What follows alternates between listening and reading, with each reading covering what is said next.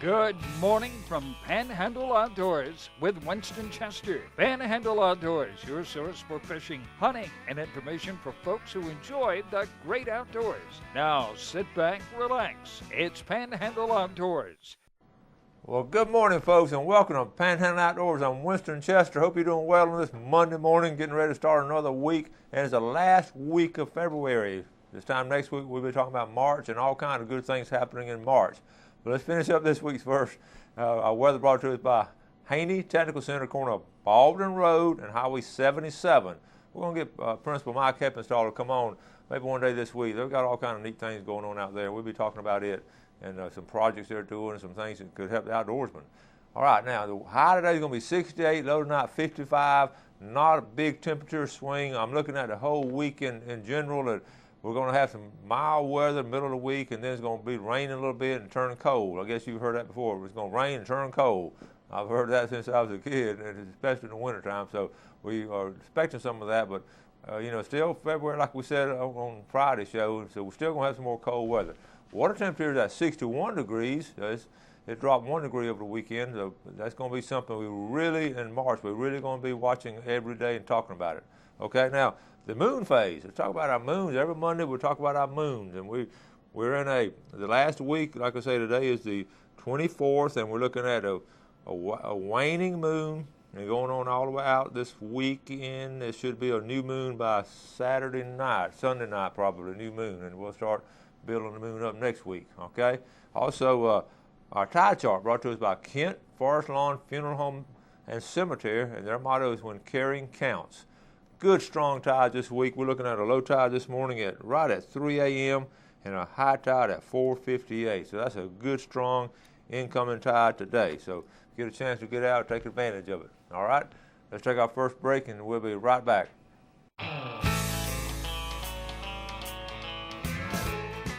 Hi, welcome back. It's just off air. I was telling Jeff I rode through the cove on Friday, and I saw an azalea blooming. That's just it just tickled me. It's still early, but when you see those blooming, I'm always this time of year thinking about the signs of spring. What kind of physical and natural signs of spring. And one of the first things, of course, when the azaleas start blooming, they haven't started in my house, but probably one of the prettiest places. I know in Bay County, the prettiest places for azaleas are down in the cove. And I saw some of those blooms. I had to take a double take. They're blooming right now. So. And another, here at State Park, I showed this Friday. I'm going to show it again. This gator head. This is Tom Gurley took this, and he said, and Tom goes to State Park several times a week and takes a lot of great pictures. And this is the first time he saw gator's head really popping up and looking around. So that's another sign of spring. So you might want to go ahead and send me some of your pictures of spring, or tell me what you consider spring's coming. I have a little series of things about azaleas and dogwoods and those kind of things, but. We're right on the, we're going to start thinking about it anyway. Still early, but we're going to start thinking about it. I got a couple of pictures to show you. Check this out. Katie Marzina on her last hunting trip. The last time she got to go hunting. Look what good job, Katie. A pretty girl and a nice buck right there. This girl can hunt. I think that's a Washington County buck right there. Okay. Let's see. I thought I had two pictures. Maybe I just have one. All right, we'll go back. All right, we're jumping on. There's Katie again. Good job, Katie. All right. Here's my buddy Marcus Parrish surf fishing Friday. I believe this was Friday. Maybe it's Thursday morning. But anyway, nice redfish. And Marcus just started surf fishing about a year ago. Got into it. He asked me a few questions about it. He just took about the horns and went out there and just started doing it. And has really done real well. You might want to talk to Marcus about surf fishing. He caught that big red and released it. He said it's just a thrill to release a nice fish like that. But good job, Marcus, and good release there. Okay. I had some comments on my St. Vincent Island trip about, some folks were expecting, some real large oak trees and big oak hammocks and all. And it's just, keep in mind, St. Vincent Island is a barrier island. And I pulled this picture up to show you. There's some, in the bottom part of those ponds, but the top part of the picture on the north end, that's all marsh. But in the center now, that's just a row of sand dunes. Each one of those rows are natural, God-made sand dunes that hadn't been touched by a bulldozer. I did at Pinnacle Port. But anyway, that's, I'm going to go, here's a little bit closer picture. Check this out. So you can see the tree's not going to grow big. They won't grow big in a barrier island like that. but it is still natural and beautiful, and you get now. There are some oak hammocks there, but it's not huge trees. But there are some beautiful oak hammocks back on that bayside where the wind and the elements aren't quite as severe. But Scott Lindsay and I were talking about that. But it's just a natural Florida setting for Barrier Island. Okay. Check out now. Listen, Ronnie, good job here. This is Russell Sims from Washington County on Valentine's Day. Good job, Russell. Everybody's getting these end of the season bucks, and it's still a good time to go. All right, Marcus. Okay, here we go. This is my buddy Bill Allen. He and Mark sneaked off the other day, went fishing. And I got a series of good pictures they sent me. Mark right there, beautiful redfish. And Bill again. Got several going in here. That was a good fishing trip. It was a little cool. He said it all wrapped up. Good job, Mark. Okay, that's going to wrap up our pictures for Monday. Let me get into I got a couple of emails I want to get into. Let's see. There's one right here. And we're going to do this too. Put them in our names in a pickle jar. Dear Coach Chester, I watch the show almost every day, and thank you and your family for all the time and work, and my family does help a lot, for all the work y'all put in the Panhandle Outdoors. I think I was the first red snapper winner back when viewers had to call your, remember originally y'all had to call my cell phone, but we don't do that anymore. So anyway, he was one of the early winners years ago. Please put my wife's and my name in the pickle jar. Her name is, we got it right here. Okay, Tanis, David, okay, and Dion, okay, and Tanis Khalil. And we live at Phillips Inlet, just inside Walton County. Keep up the good work. All the best to you and yours. And we appreciate the email, and we're certainly going to put y'all in there. Santa Rosa Beach and over in Walton County, we have a good set of viewers over there. We appreciate that, okay?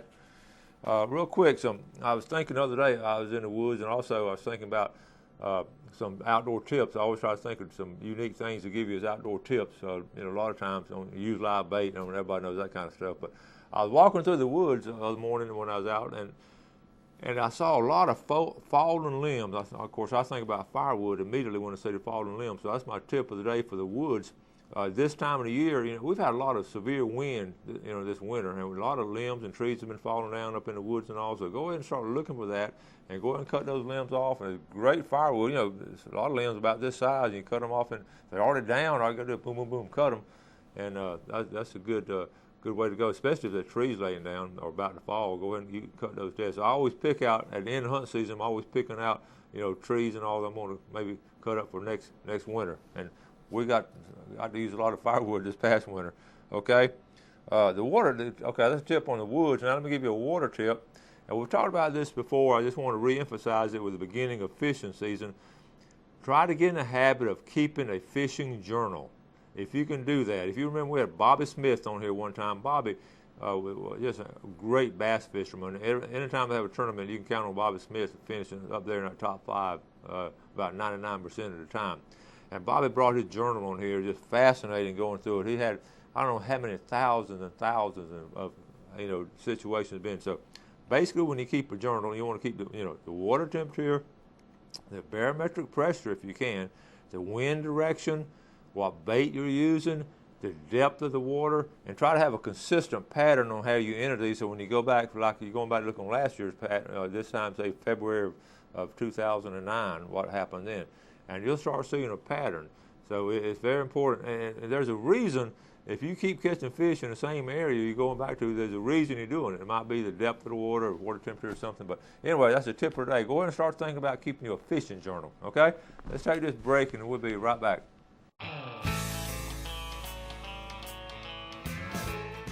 Welcome back to Panhandle Outdoors. Glad you're here this Monday morning, getting ready for a great week at work. Hope you are doing well and getting ready to do some good spring fishing and all. Speaking of spring fishing, I have this email from Gloria Turner. Said, "Hey Winston, I am getting excited about the ocean temperature warming up. Winston, I've heard several things people hear about this spring weather. Okay, well, here's what she heard. Winston, I've heard that the full moon in February and so many really good foggy days bring the Spanish mackerel in. However, I have heard the number of fog mornings having anywhere between 2 to 5. 2 has already passed, and I don't think that was current or correct. Do you know the number most often used? Gloria Turner. Gloria, glad you asked that. First of all, the month is incorrect. It's not February now. The full moon is important in February, but it's actually March. It's always the third fog of March. And to give you a little bit of history behind it, it's like almost like an old wives' tale. You really cannot attribute it to any particular person. But I do remember the Ware family, and they were one of the early settlers here in 1882 when they came into St. Andrew Bay. In fact, where the big condo is down there, that was where they settled that and homesteaded that area. And of course, they fish here all, generation after generation. It was passed down, and I heard it from that family, Captain Sandy Ware and that group. They always talked about the third fog of March, and we always keep up with it. And of course, at the same time, it coincides with water temperature warming up and all, and it's just important that and then sometimes it's a real light fog. I personally don't count those real light fogs. I do those heavy fogs, what I count, and they'll start coming into the bay about that time. So it's really interesting to watch, and we're going to watch it this year and keep count of that. But thank you for asking that question, Gloria. We got it all clarified. So starting next week, we'll start counting those fogs. Now that leads me into one of my first fishing in saltwater ever as a young person was surf fishing. And I've always been in love with surf fishing. Saw that picture earlier of Marcus Cowart catching that really big, nice redfish in the surf just last week. So what's going on now? We're getting right on the verge of surf fishing. And people always ask me about surf fishing because I've shown a lot of it over the years. I'm going to show this video again of how to surf fish, because I know we've had some new viewers. I've had over the winter had some email about surf fishing and all. So we're going how to surf fish, and this is just my way of learning this how to do it. You may have different unique ways or something, but this is just a basic fundamentals of how to surf fish. And there's so many good places to go surf fishing around here. You can go. We'll cover the surf fishing spots later. But right now, let's go ahead and get into this video, and I think you'll enjoy it. Okay.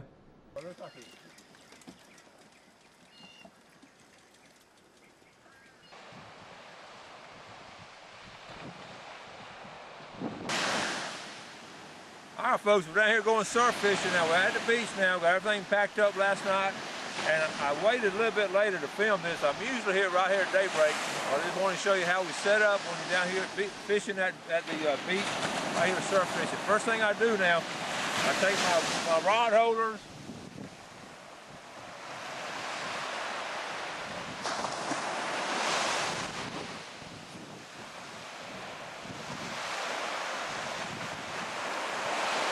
Put an angle like this. Okay, get it started right there. Cloth on top.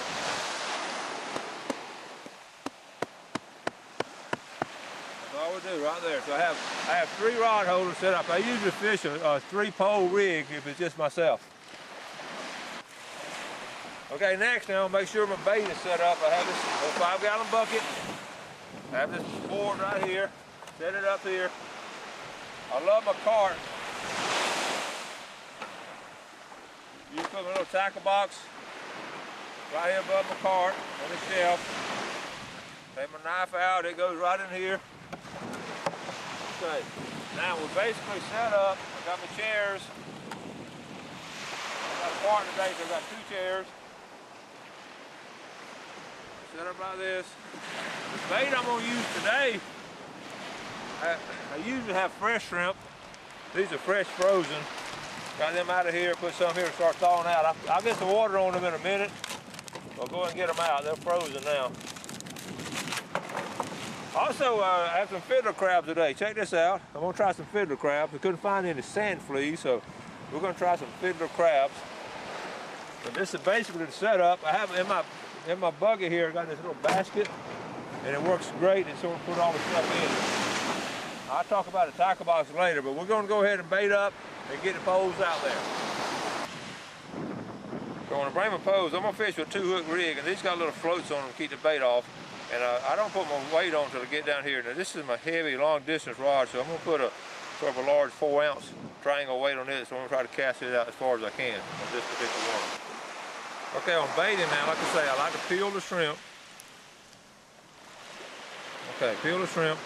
Now put it on one or two ways. Sometimes I slide it completely lengthwise, and sometimes I will double it according to the size and all. This one I'm just going to double over like that. I put that on the top hook. Now on the bottom hook today,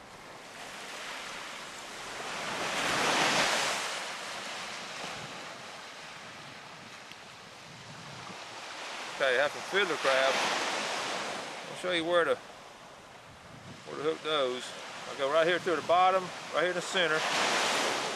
Okay, just hook them. These hooks are a little large for what I wanted today, but anyway, they're still alive. They're in good shape there. I like to leave the pinchers on. It's more of attraction, I think.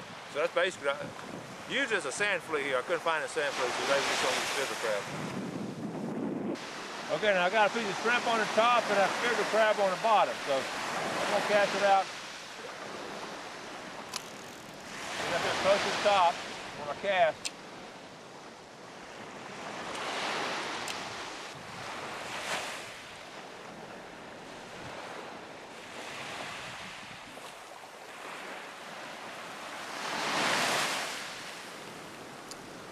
Right where I wanted it.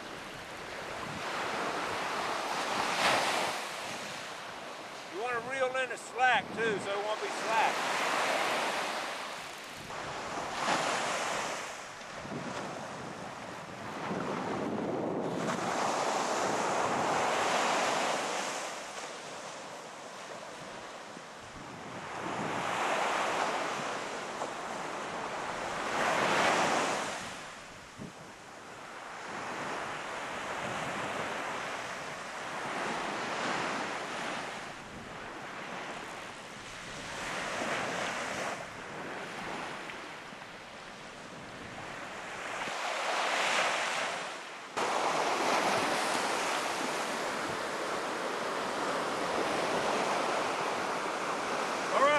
My first pompano of the season.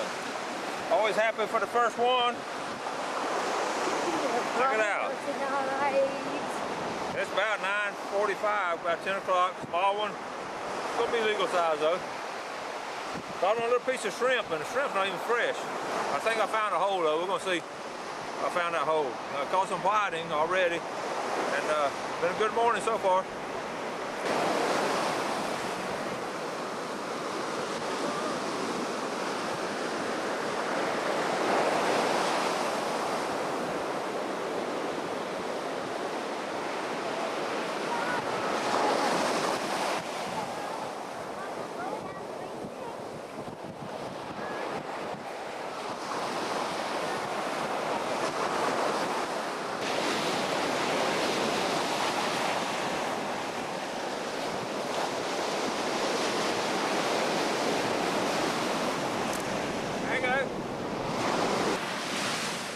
Like I say, now I fish with a three-pole rig, and I have on this far end down here is a 14-footer. On right here in the middle is about an 8-footer, and on the end down there is a 10-footer. Now it's a pretty long rod because I like to get it out there past the sandbar. Now one of the most important things now, if you'll notice how they'll lean forward. Okay, they don't go straight up; they lean forward. The reason for that, when you bring it in and before you bait it, if it's straight up, it's going to get tangled up. So always lean it forward, and the line hangs down while you bait it. So always lean it forward. Okay, now another little thing too I picked up over the years I like to do. I always like to have a pair of pliers, but they're always hard to find. You put them in your pocket. I try to get these pants that have these little loops on them. And what you do, you just loop it through like this, double it over. Okay, pull it down, and you got them by your side all the time, just like that. That's always like to have them and get them up to use them. That's just another little thing I do. Now, for you young people out there, now you can't do this rig if you have your pants on the ground. You have pants on the ground, pants on the ground. You can't be a fisherman if you have pants on the ground. Okay, now another tip, y'all know this, but you always put on sunblock. Always put it on your face and any kind of exposed area you have. It's so important to do that. You go to any dermatologist, they'll tell you the importance of it. Okay, that wraps up on how to go surf fishing. And we brought everything back, put it in the truck. I love this cart here. This cart's important if you have a lot of people fishing. It's so easy to just put it in the back of your pickup truck and go back and forth with it. But now you don't have to have a cart. You can take a 5-gallon bucket in one hand and a pole in the other hand and have a great time and catch some good fish that way. All kind of ways to go surf fishing. I encourage you to surf fish all along the Panhandle. Some great places to go. So that's going to wrap it up. I'm Winston Chester for Panhandle Outdoors. How to go surf fishing. See you later. All right, welcome back. Hope you enjoyed that. Just get out and give it a try. All kind of neat things. Have any kind of questions, email me or call me. And I do most of my surf fishing down toward Cape Sandblast, but there's some great places up here and over there and around Destin, between here and Destin, some great places, and we'll talk about that later. But right now, let's look at our fishing game forecast for today, brought to us by Mark Coward of Edgewater Beach Realty at 832-6000. You just saw a picture of Mark with all the big fish he was catching. Times today, 7:25 a.m. to 9:25, right after the show. A lot of y'all have off on Monday. Good time to go this morning. And tonight, 7:54 to 9:54. So that's some good times there. Now, big get together this weekend now up here at Holmes Creek Baptist Church. We talked about it a little bit last week. We're going to talk about it some this week. I encourage all of y'all invited, and I'm certainly going to try to take advantage of it. I get a lot of obligations and all on my weekends on different things, but I try to squeeze as much as I can in a weekend. Okay, so this is going to be 11th Annual Wild Game Feast and Camo Sunday, March 1st and 2nd. Archery Tournament Saturday at 2 o'clock. Dinner Saturday night. Camo Sunday Worship at 10:30 a.m. The speaker is Paige Patterson. Look at it, folks. Look at what they're giving away. A 420 AV. So pre-register for the banquet. Okay, so you'd have already called them about that, so there's no having to cook for. But I'm going to certainly try to get it to get by maybe that church service Sunday morning. I'd go there and see all the folks up there. So, well, I got to start wrapping things up. I've got a lot more to talk about. But as usual, I run out of time. But I appreciate you watching Panhandle Outdoors. I enjoy bringing the show to you. Keep sending those emails and all. Meanwhile, today, you do something good for somebody. Have a great day, and God bless. Thanks for joining us for Panhandle Outdoors with Winston Chester. Panhandle Outdoors features hunting, fishing, and other activities and information to help you enjoy the great outdoors. Join us next time for Panhandle Outdoors.